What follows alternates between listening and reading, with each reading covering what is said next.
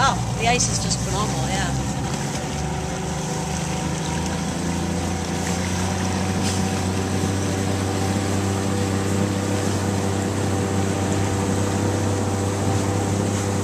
Circumnavigating icebergs has become my new hobby because they look so different from one side to the other.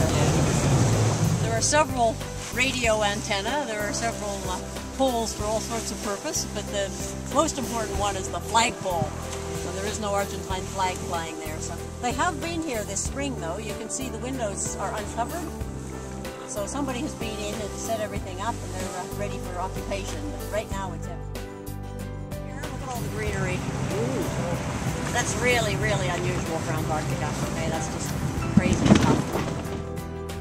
Penguins who are fast swimmers, but they do their best, and occasionally they catch a silly one. But when the chicks are first fledging, first going to sea, oh boy!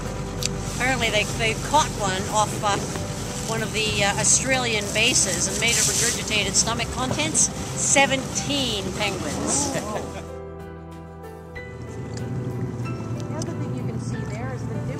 Like on golf balls. Oops, a little bit popped off. The dimpling is, you think about the ice moving us through the water, and the current is pushing it along. The whole process of movement actually forms these little circulating currents. And apparently, like a golf ball, the reason for the dimples on the golf ball is apparently it makes the golf ball go faster and smoother and in a straight line. Well, it doesn't work in my family, but that's the theory.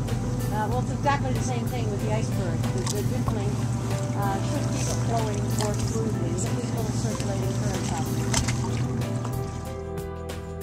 And going spending an afternoon on an iceberg. We're going to see if we can get in a little bit closer.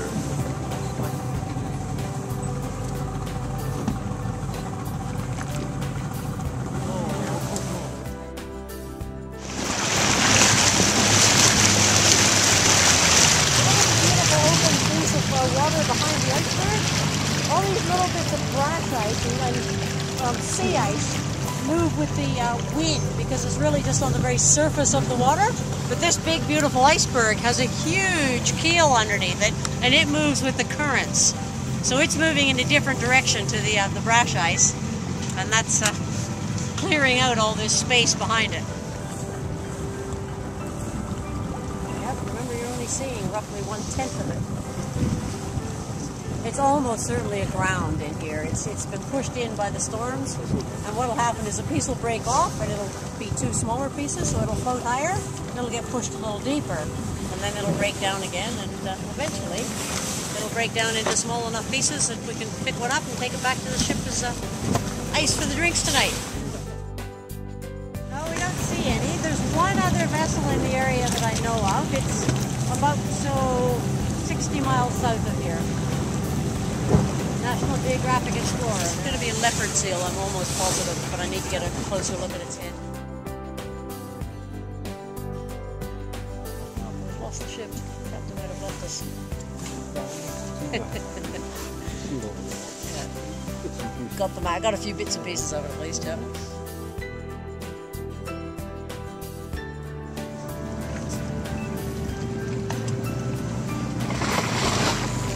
Pictures of some Wendell seals sunbathing on the iceberg. Yeah, I don't think I'm allowed to be late for my own gangway time, so I'm afraid I'm going to have to start setting off.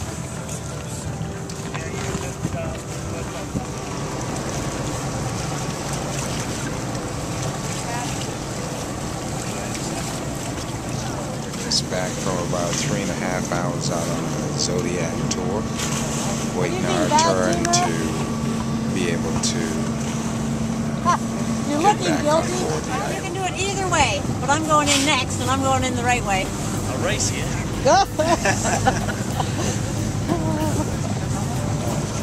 You'd win the race, but I have more subtle ways of getting even than you.